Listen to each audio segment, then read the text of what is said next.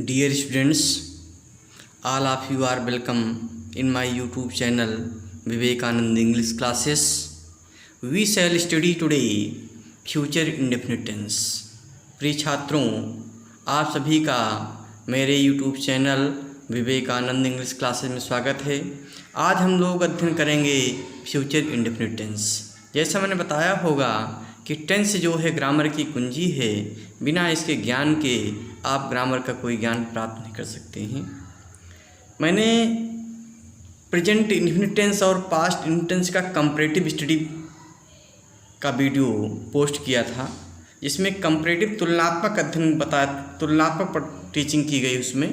उसको पढ़ लेंगे जो छात्र नहीं पढ़े होंगे, और इसके बाद हम आज फ्यूचर इंडेफिनिट टेंस का अध्ययन करेंगे। पहचान। हिंदी मीडियम छात्रों के लिए हम बताएंगे कि जिन वाक्यों की क्रियाओं के अंत में गा गी गे आता है, उन वाक्यों में फ्यूचर इंडेफिनिट टेंस होता है। अर्थात क्रियाओं के अंत में गा गी गे आता है। जैसे मैं कक्षा में पढ़ाऊँगा, वह लखनऊ जाएंगे, तुम अपना काम पूरा करोगे। ऐसे सेंटेंस जो होंगे वह फ्यूचर इंडेफिनिट टेंस में होंगे। अर्थात वाक्य की क्रिया के अंत में गा गी गे में से कोई शब्द लगा होगा। ये तुम्हारी पहचान हो गई। अब आपको ये पहचान जब कर लेंगे वाक्य की, उसके बाद जो है आपको हेल्पिंग वर्ब ध्यान रखना है। हेल्पिंग वर्ब इसमें जो है फ्यूचर इंडेफिनिट टेंस में दो प्रयोग होती हैं, शैल या विल। अब किसके साथ शैल लगाएंगे, किसके साथ विल लगाएंगे? आई वी के साथ शैल लगाएंगे। आई वी मतलब फर्स्ट पर्सन, जिससे अपने का बोध होता है, मेरे का बोध होता है, हमारे बोध होता है, वो फर्स्ट पर्सन के प्रोनाउन होते हैं। तो फर्स्ट पर्सन के प्रोनाउन के साथ शैल लगाएंगे, या आई वी के साथ शैल लगाएंगे, और अन्य सभी कर्ताओं के साथ विल लगाएंगे। अन्य सभी कर्ता क्या हो सकते हैं? यू, दे, वी, नहीं नो, आई वी के साथ शैल, अन्य सभी कर्ता क्या हो सकते हैं? ही, सी, इट, यू, दे, या अन्य कोई बहुवचन कर्ता हो सकते हैं, तो उनके साथ विल लगाएंगे। तो ध्यान रखना, केवल इतना ध्यान रखना है कि केवल मैं और हम के साथ आई और वी के साथ शैल लगाएंगे, और अन्य सभी कर्ता जो भी होगा, चाहे नाम हो किसी का, चाहे पिताजी हैं, भाई जी हैं, दोस्त हैं, उनके साथ सभी के साथ विल लगाएंगे। ये तो हो गए हेल्पिंग वर्ब, शैल और विल। आई वी के साथ शैल और अन्य सभी कर्ताओं के साथ विल लगाएंगे। मेन वर्ब क्या लगेगी? क्रिया की फर्स्ट फॉर्म, क्रिया की प्रथम अवस्था, first form of the verb. Main क्रिया क्या लगेगी? First form. तो सभी टेंस में एक सहायक क्रियाएं होती हैं, मेन क्रियाएं होती हैं। तो यही चीज़ ध्यान रखना है। बाकी सभी टेंस के नियम एक समान हैं। तो इसमें सहायक क्रिया हेल्पिंग वर्ब हो गई, शैल विल, और मेन क्रिया हो गई वी की वर्ब की फर्स्ट फॉर्म, क्रिया की प्रथम अवस्था। अब अनुवाद कैसे करेंगे? एसर्टिव सेंटेंस में, साधारण वाक्यों में। साधारण वाक्य, assertive sentence are two kinds, दो प्रकार के वाक्य होते हैं साधारण वाक्य। एक तो अफर्मेटिव होते हैं। अफर्मेटिव सकारात्मक वाक्य, जिसमें कोई कार्य सकारात्मक होता है, अफर्मेटिव सेंटेंस होता है। दूसरा निगेटिव सेंटेंस, नकारात्मक वाक्य, अर्थात जिसमें कोई स्वीकारोक्ति की जाती है वो अफर्मेटिव सेंटेंस है, और इसमें कोई नकारात्मक भाव व्यक्त किया जाता है, उसमें निगेटिव सेंटेंस होता है। तो अफर्मेटिव में देखेंगे कैसे वाक्य का अनुवाद करेंगे। पहले सब्जेक्ट लिखेंगे, सब्जेक्ट, उसके बाद सब्जेक्ट के अनुसार शैल विल लगाएंगे। अर्थात सब्जेक्ट आई वी है तब शैल लगाएंगे, या दे है, ही है, सी है, इट है, दे है, राम है, श्याम है, मोहन है, मेरा दोस्त है, मेरे पिताजी हैं। ऐसे आई वी के अलावा कोई भी कर्ता होगा तो उसके साथ विल लगाएंगे। इतना ध्यान रखना है। आई वी के साथ शैल, अन्य सभी कर्ताओं के साथ विल लगाएंगे। उसके बाद जो है क्रिया की फर्स्ट फॉर्म प्रयोग करेंगे, क्रिया प्रथम अवस्था। फिर कर्म हो जाएगा, ऑब्जेक्ट, फिर अन्य शब्द हो जाएंगे। तो ये कर्ता क्रिया कर्म, कर्ता क्रिया कर्म होगा। देखिए मेन अंग्रेजी में सूत्र चलता है सब्जेक्ट वर्ब ऑब्जेक्ट, फिर अदर वर्ड्स। तो सब्जेक्ट पहले कर्ता हो जाएगा, फिर वर्ब हो जाती है। वर्ब में हेल्पिंग वर्ब पहले होती है, अफर्मेटिव सेंटेंस से, और मेन वर्ब बाद में होती है, और उसके बाद ऑब्जेक्ट होता है। तो सब्जेक्ट, हेल्पिंग वर्ब, और वर्ब की फर्स्ट फॉर्म, और ऑब्जेक्ट कर्म, अन्य शब्द प्रयोग हो जाएंगे। अब देखते एग्जाम्पल देखते हैं। कल वह लखनऊ जाएगा। अब देखिए अंत में पहले वाक्य पहचानेंगे, अंत में गा आया है, अर्थात फ्यूचर इंडेफिनिट टेंस है। अंत में गा गी गया, फ्यूचर इंडेफिनिट माना जाएगा। अब वाक्य देखिए कैसा है, कल वो लखनऊ जाएगा, ये अफर्मेटिव सेंटेंस है, सादा से असर्टिव का अफर्मेटिव सेंटेंस है, क्योंकि नकारात्मक वाक्य में नहीं लगा होगा, नहीं इसमें है नहीं, अर्थात अफर्मेटिव सेंटेंस है। तो अफर्मेटिव सेंटेंस में सबसे पहले सब्जेक्ट लिखेंगे। सब्जेक्ट किसमें क्या है, कल वह लखनऊ जाएगा। कौन लखनऊ जाएगा, वह, अर्थात कार्य करने वाला सब्जेक्ट होता है, कार्य करने वाला ही कर्ता होता है। तो उसके लिए कौन शब्द लगा कुछ देख लेंगे, कौन शब्द से जो उत्तर मिलेगा वो कर्ता कहलाएगा। जैसे कहा जाए कल लखनऊ कौन जाएगा, तो वह उत्तर मिलेगा, वह जाएगा, तो वह कर्ता हो गया। तो सबसे पहले सब्जेक्ट की अंग्रेजी लिख देंगे, वह अंग्रेजी ही हो गई, तो सब्जेक्ट हो गया।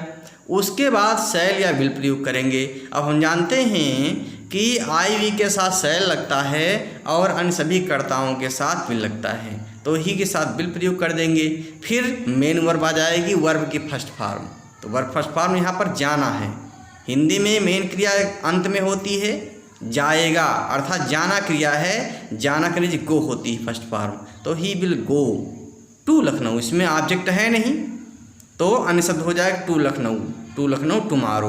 वो हो कल लखनऊ जाएगा, टुमारो मतलब समय सूचक जो शब्द होता है सबसे बाद में होता अंग्रेजी में, तो he will go to Lucknow tomorrow, वो कल लखनऊ जाएगा।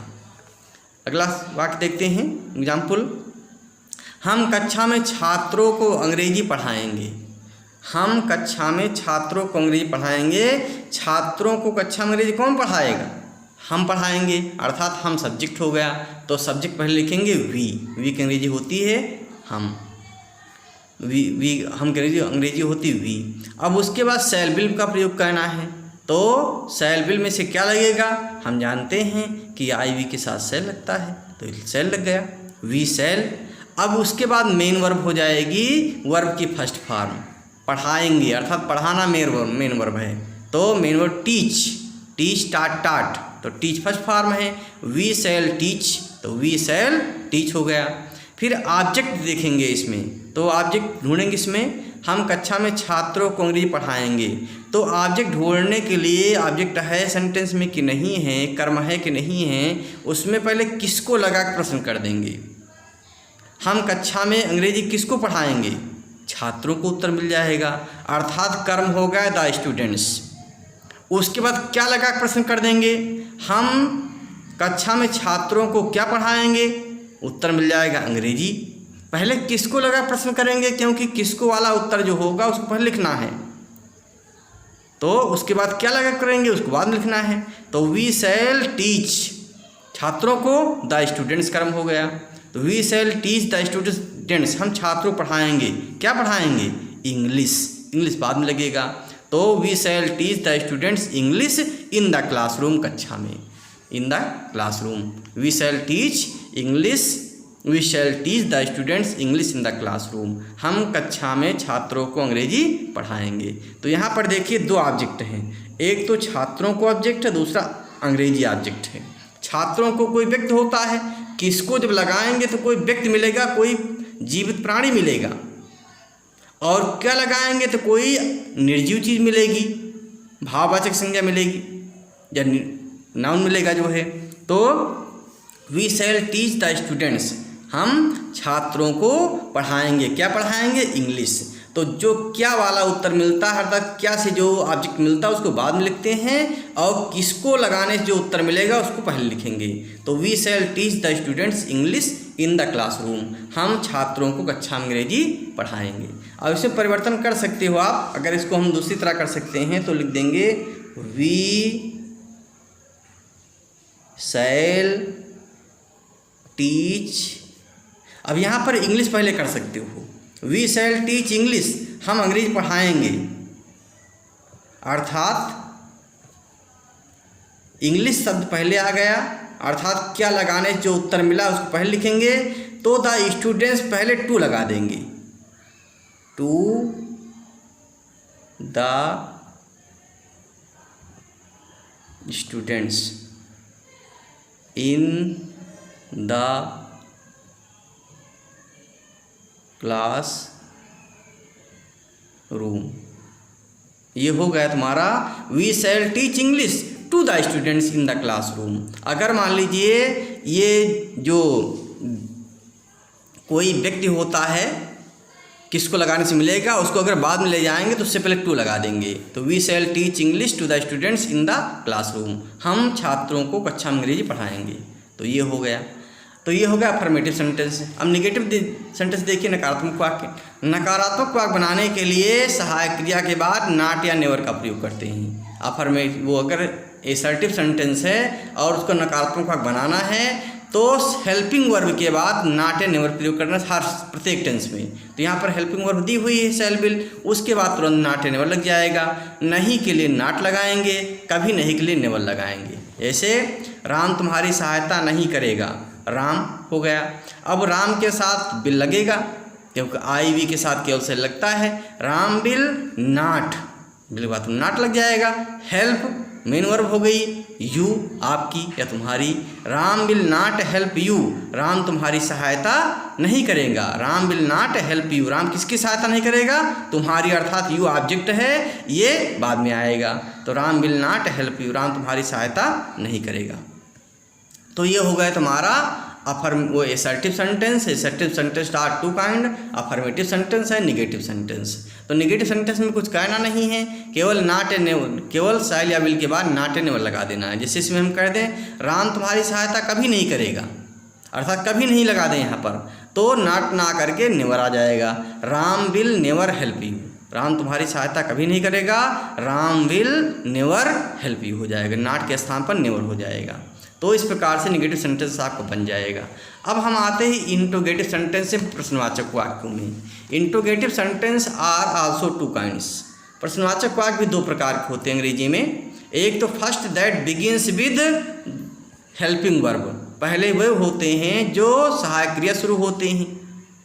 And second interrogative sentence are those which begin with the interrogative word, दूसरे वो होते हैं जो प्रश्नवाचक शब्द शुरू होते हैं। अब हिंदी में हम बताते हैं, समझाते हैं इसको। अगर क्या शब्द वाक्य में पहले है, अर्थात क्या शब्द वाक्य में पहले वाले जो वाक्य होते प्रश्नवाचक वाक्य, उसमें कैसे हम बात करेंगे। तो इसका नियम ये है, यदि क्या शब्द वाक्य में सबसे पहले होता है तो उसकी अंग्रेजी नहीं लिखते हैं, क्या शब्द की अंग्रेजी नहीं लिखते, किसी भी टेंस में नहीं लिखते हैं, किसी भी सेंटेंस में नहीं लिखते हैं। अगर क्या शब्द वाक्य में सबसे पहले होता तो उसकी अंग्रेजी कहीं नहीं लिखी जाती है। क्या करते हैं उसमें, हेल्पिंग वर्ब को सब्जेक्ट से पहले कर देते हैं, केवल स्थान चेंजिंग कर देते हैं। जैसे मान लीजिए सब्जेक्ट शैल विल है, तो अगर क्या वाक्य शुरू हो रहा है तो शैल विल पहले हो जाएगा, सब्जेक्ट बाद में हो जाएगा। जैसे देखिए, हाँ, शैल विल पहले हो जाएगा, सब्जेक्ट बाद में हो गया।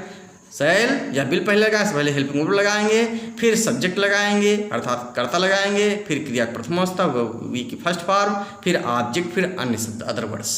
इस प्रकार से इसको बनाएंगे। जैसे क्या मोहन आज कॉलेज आएगा। अब क्या से शुरू है तो क्या की अंग्रेजी नहीं लिखी जाती है। कोई भी सेंटेंस हिंदी में होगा उसमें क्या शब्द वाक्य में पहले होगा तो उसकी अंग्रेजी क्या की नहीं लिखी जाएगी। अंग्रेजी ट्रांसलेशन करने में आपको हेल्पिंग वर्ब सबसे पहले प्रयोग करना पड़ेगा। तो इसमें मोहन साथ बिल लगता है, बिल पहले हो जाएगा, मोहन बाद में हो जाएगा। बिल मोहन कम, क्या मोहन आएगा, मोहन आएगा, मोहन बिल कम होगा। क्या मोहन आएगा केवल स्थान पर बदल देना है, बिल पहले हो जाएगा, मोहन बाद में हो जाएगा। हेल्पिंग वर्ब पहले हो जाएगी, मोहन बाद में हो जाएगा। Will Mohan come to college, क्या मोहन कॉलेज को आएगा। टुडे, आज, क्या मोहन आज कॉलेज को आएगा। Will Mohan come to college today, क्या मोहन आज कॉलेज को आएगा।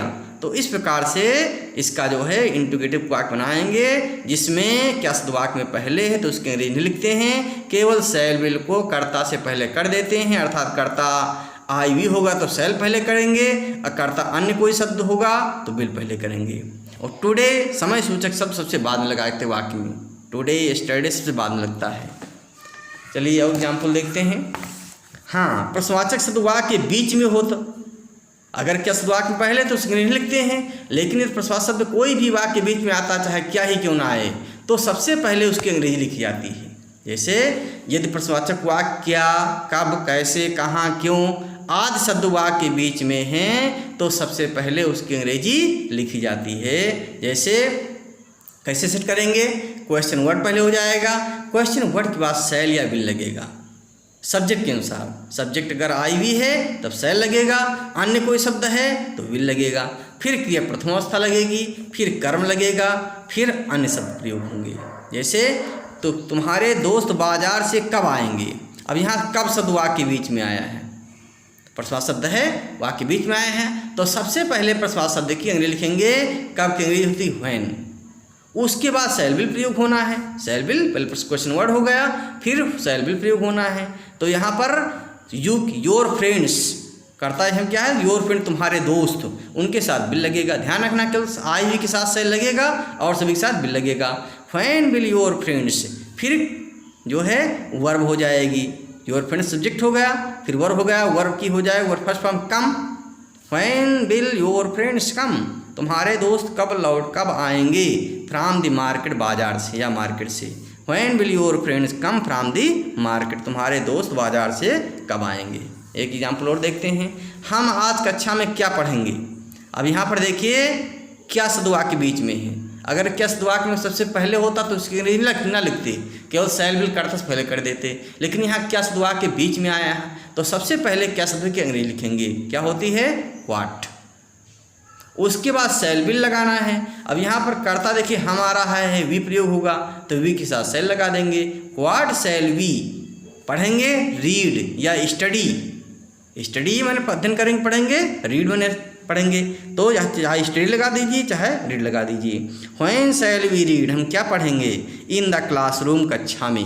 टुडे, आज, हम कक्षा में आज क्या पढ़ेंगे। What shall we read in the classroom today. क्या करेंगे, व्हाट होती है तो what shall we read in the classroom today, हम कक्षा में आज क्या पढ़ेंगे। देखिए तो इंट्रोगेटिव सेंटेंस हो गया। अब इंट्रोगेटिव सेंटेंस जो है नकारात्मक भी हो सकता है, नेगेटिव भी हो सकता है। तो ये प्रश्नवाचक का नकारात्मक होने पर नाट कहाँ प्रयोग करेंगे। देखिए नाट के दो स्थान निश्चित हैं। अब एसर्टिव सेंटेंस में सहायक क्रिया के बाद, जैसे देखिए एसर्टिव सेंटेंस में बताया था, निगेटिव में एसर्टिव से निगेटिव बनाने के लिए शैल विल के बाद नाट प्रयोग करते हैं। शैल या विल के बाद नाट प्रयोग करेंगे। तो एसर्टिव सेंटेंस में निगेटिव बनाने के लिए शैल या विल के बाद नाट का प्रयोग करते, नाट नेवर लगा देंगे। लेकिन प्रश्नवाचक वाक्य में इंट्रोगेटिव सेंटेंस में क्या करेंगे। देखिए इंट्रोगेटिव सेंटेंस में अगर नॉट एंड नेवर प्रयोग होगा, नहीं या कभी नहीं के लिए नॉट एंड नेवर का प्रयोग कर्ता के तुरंत बाद होता है, सब्जेक्ट के तुरंत बाद होता है। देखिए छात्र अपना काम समय से क्यों नहीं पूरा करेंगे। अब देखिए यहाँ पर क्यों है, अर्थात प्रश्नवाचक वाक्य है, और नहीं है निगेटिव भी है। तो प्रश्नवाचक वाक्य में नॉट या नहीं का प्रयोग करना, नॉट एंड नेवर प्रयोग करना है, तो उसका स्थान निश्चित है। हर टेंस में, हर सेंटेंस में निश्चित है कर्ता के तुरंत बाद। जैसे छात्र अपना काम समय से क्यों नहीं पूरा करें, पहले क्यों करी हो जाएगी वाई, उसके बाद हेल्पिंग वर्ब लग गई वाई विल, फिर कर्ता हो गया वाई विल द स्टूडेंट्स, फिर स्टूडेंट्स यहाँ कर्ता तुरंत मान नॉट लग जाएगा, when will the student not, फिर क्रिया प्रथमावस्था आएगी, when will the student not complete their work, अपना कार्य, दियर वर्क इन टाइम, समय से सबसे बाद में लगेगा दियर वर्क, अपना कार्य, छात्रों के लिए अपने के लिए दियर वर्क लगेगा, ही के लिए हिज वर्क लगेगा। When will the students not complete their work in time, छात्र अपना काम समय से क्यों नहीं पूरा करेंगे। अगर कहा जाए छात्र अपना काम समय से कभी क्यों नहीं पूरा करेंगे, अर्थात कभी नहीं आ गया, तो यहाँ पर नेवर लग जाएगा। When will the students never complete their work in time, छात्र अपना काम समय से क्यों नहीं पूरा करेंगे। तो ये हो गया। अब एग्जाम्पल देख लेते हैं। देखिए, क्या आप क्रिकेट नहीं खेलेंगे या क्या आप क्रिकेट नहीं खेलोगे, तो यहाँ पर क्या शब्द वाक्य में पहले आया है, अर्थात क्या की अंग्रेजी नहीं लिखी जाएगी। अगर क्या शब्द वाक्य में कहीं भी पहले आता तो उसकी अंग्रेजी नहीं लिखते हैं, पहले क्या प्रयोग करेंगे, पहले हेल्पिंग वर्ब प्रयोग करते हैं। हेल्पिंग वर्ब किसी की क्या होती है, शैल विल होती है। अब आपके साथ विल लगता है, अगर आई वी होता तो शैल लगता है, तो विल हो गया। अब विल के बाद तुरंत कर्ता हो जाएगा विल यू। अब देखिए नहीं आ रहा है, निगेटिव भी है, तो ये नहीं का स्थान निश्चित है, नॉट का स्थान निश्चित है, कर्ता तुरंत बाद विल यू नॉट, फिर क्रिया प्रथमावस्था play, will you not play, क्या आप नहीं खेलेंगे, क्या नहीं खेलेंगे क्रिकेट, ऑब्जेक्ट में क्रिकेट आया है, will you not play cricket.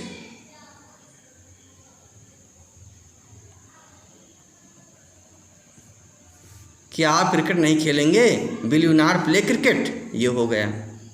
तो इस प्रकार क्या शब्द वाक्य में सबसे पहले तो उसके नहीं लिखते हैं, केवल यू को सहायक क्रिया पहले कर देंगे, कर्ता बाद में कर देंगे। अगर निगेटिव भी है तो नॉट का फिर कर्ता तुरंत बाद हो जाएगा। Will you not play cricket, क्या आप क्रिकेट नहीं खेलेंगे? तुम आगरा क्यों जाओगे? अब यहाँ पर देखिए क्यों शब्द वाक्य में बीच में आ रहा है, प्रश्न शब्द वाक्य बीच में आ रहा है, तो सबसे पहले उसके अंग्रेजी लिखेंगे। क्यों के अंग्रेजी? व्हाई। अब तुम के साथ विल लगता है, व्हाई विल, फिर कर्ता हो जाएगा, नहीं इसमें है नहीं तो कोई ना कोई, व्हाई विल यू। तुम आगरा क्यों जाओगे? व्हाई विल यू गो, प्रथम अवस्था होगी go to Agra, question mark. Why will you go to Agra, तुम आगरा क्यों जाओगे? अगर इसको नेगेटिव बनाना है तो हो जाएगा तुम आगरा क्यों नहीं जाओगे, तो यू के बाद नॉट लग जाएगा। Why will you not go to Agra, not का स्थान स्थित है कर्ता के तुरंत बाद। Why will you not go to Agra. अगर कहा जाए तुम आगरा कभी क्यों नहीं जाओगे, कभी नहीं आ गया, कभी क्यों नहीं आ गया अर्थात कभी नहीं आ गया, नेवर प्रयोग हो जाएगा। When will you never go to Agra, you के बाद नेवर लग जाएगा, कभी नहीं के लिए। अगला देखते हैं, किसान अपने खेत में क्या बोएगा। अब देखिए क्या शब्द वाक्य के बीच में है, अगर पहले होता तो उसकी अंग्रेजी न लिखते, केवल सहायक क्रिया कर्ता पहले कर देते, लेकिन क्या वाक्य बीच में है तो सबसे पहले क्या शब्द के अंग्रेजी लिखेंगे? व्हाट। अब कर्ता देखेंगे क्या है, कर्ता किसान है, अर्थात किसान कर्ता के अनुसार शैल विल लगेगा, तुरंत इंट्रोगेटिव वर्ड की बात तुरंत शैल विल का प्रयोग हो जाएगा। इंट्रोगेटिव वर्ड के बाद शैल विल प्रयोग होता है तो इंट्रोगेटिव वर्ड बाद तुरंत शैल विल लगता है, सब्जेक्ट होता है, फिर वर्ब फर्स्ट फॉर्म होती है। तो किसान से पहले जो है हेल्प वर्ब लगाएंगे शैल विल, तो किसान साथ ही जो है विल लग जाएगा, व्हाट विल किसान the farmer.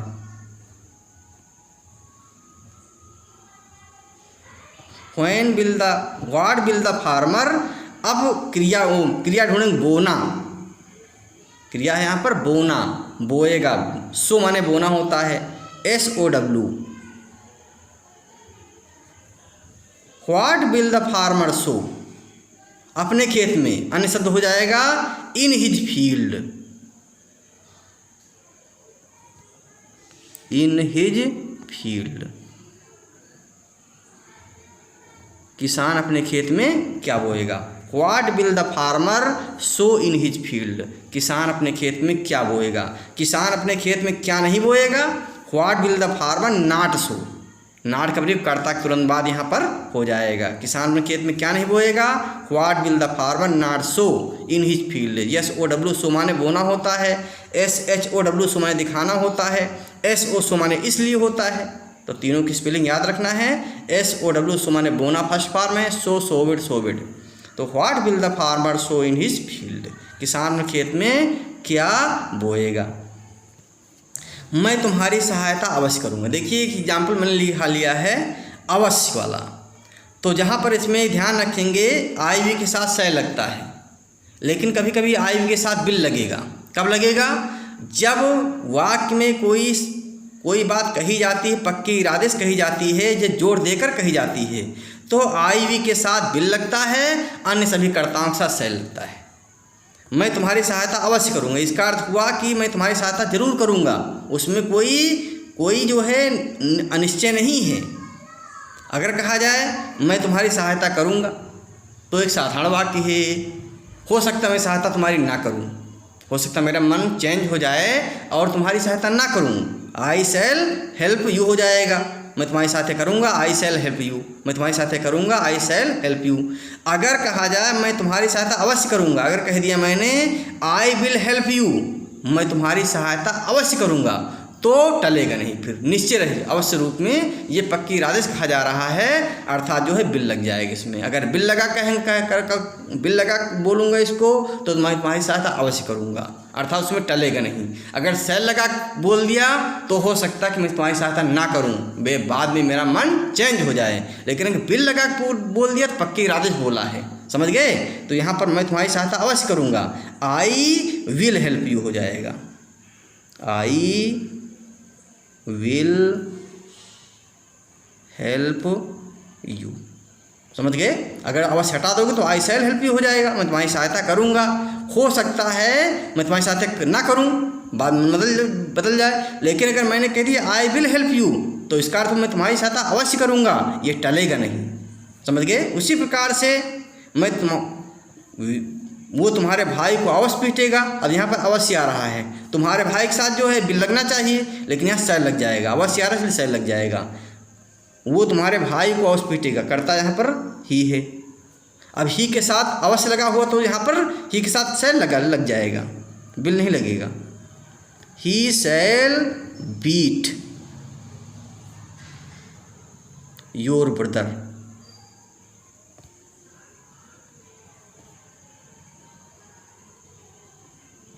He shall beat your brother, वो तुम्हारे भाई को अवश्य पीटेगा। अगर कहा जाए, उसने कहा कि he will beat your brother, वो तुम्हारे भाई पीटेगा, तो हो सकता है उसका विचार बदल जाए, बाद में ना पीटे। लेकिन अगर कहा गया कि ही शैल बीट योर ब्रदर, तो वो तुम्हारे भाई को अवश्य पीटेगा, वो टलेगा नहीं जो है। इस प्रकार से इसकी में सहायक क्रिया जो है शैल विल है, और मेन क्रिया है फर्स्ट फॉर्म वी की फर्स्ट क्रिया के फर्स्ट फॉर्म। और उसमें ज़्यादा देखना नहीं है, केवल आई वी के साथ शैल लगता है, अन्य सभी कर्ताओं के साथ बिल लगता है। लेकिन यदि कोई बात पक्के इरादे से कही जाती है या निश्चित जोड़ देकर कही जाती है, तो आई वी के साथ बिल लगता है, अन्य सभी के साथ शैल लग जाता है। तो इस प्रकार ये टेंस पूरा हुआ। बहुत सरल सेंटेंस है, बहुत सरल टेंस है। आप इसको रिपीट कर लेंगे, रिवाइज कर लेंगे जो है, और इसके कुछ एग्जाम्पल कर डालेंगे अपने मन से। कुछ एग्जाम्पल जो है इसके कर डालेंगे, तब जो समझ में आ जाएगा। जब तक एग्जाम्पल नहीं करेंगे समझ में नहीं आएगा। तो इस प्रकार टेंस जो है ये पूरा हुआ। अगले दिन जो है हम अगला टेंस पढ़ाएंगे। धन्यवाद।